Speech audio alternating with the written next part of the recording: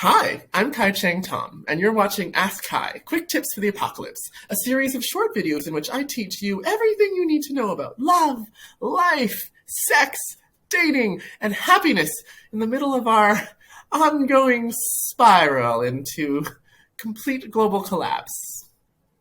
But it's fine, just watch the video. You'll be great.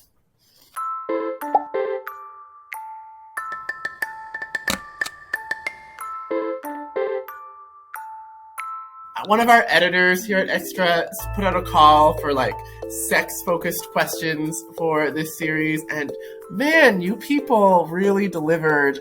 I am overjoyed.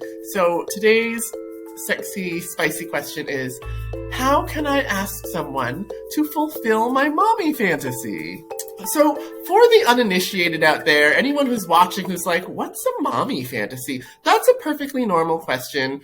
You know, some of us are more versed in, various forms of kink and fantasy than others. So to quickly explain, a mommy fantasy is essentially an erotic fantasy. So it's an idea of like a scenario or relational dynamic that makes the person with the mommy fantasy feel aroused, turned on, hot, sexy, wherein there's sort of a role play dynamic going on where one person is in more of a dominant role or mommy role, and the other person is in more of a submissive or bottom role, sometimes known as like a baby role or a little role. And in this dynamic, the mommy or dominant is sort of providing like a nurturing, often slightly caricaturized or stylized role play or like act that is like mothering, but also sensual or sexual at the same time. And this the flavors of this can kind of range from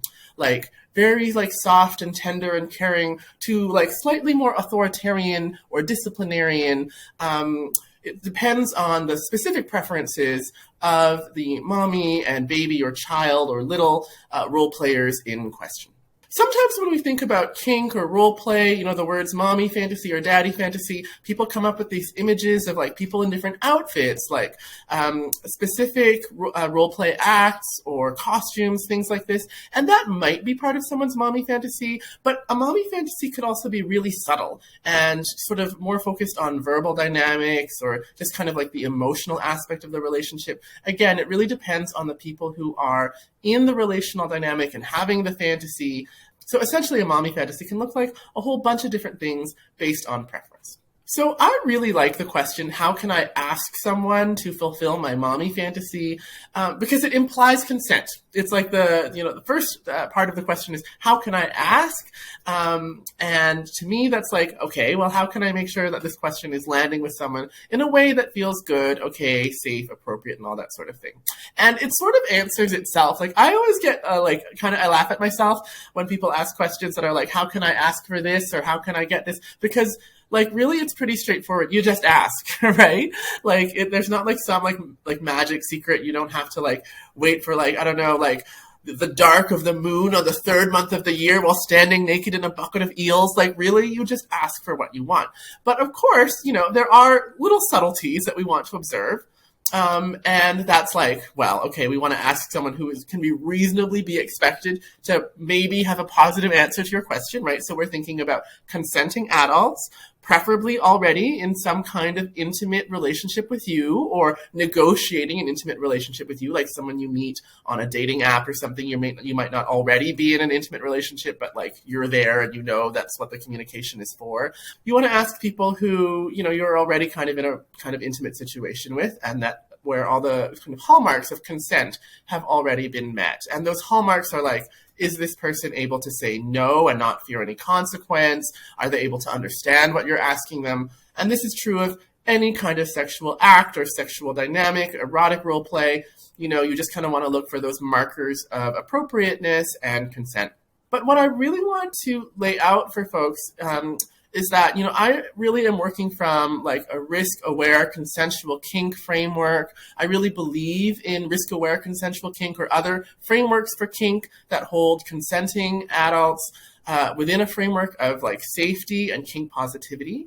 And so what we really want to foreground here is that any kind of mommy fantasy or daddy fantasy, parent fantasy, fantasies that involve power dynamics or like imagined age dynamics, like again, imaginary, these lie in the realm of fantasy. And being aroused by fantasy is pretty different from being aroused by reality, right? So to bring that into reality, that would really freak out most people, and like that wouldn't actually be sexy.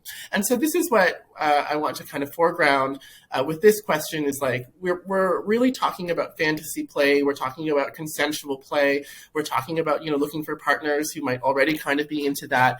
And so when we're asking like how do I invite someone into like a particular kink fantasy, like a mommy scenario, or like kind of any kind of like top bottom or dom sub kind of scenario, that's what we're really looking for. Is like we're really looking for someone who can understand that this is in the realm of fantasy.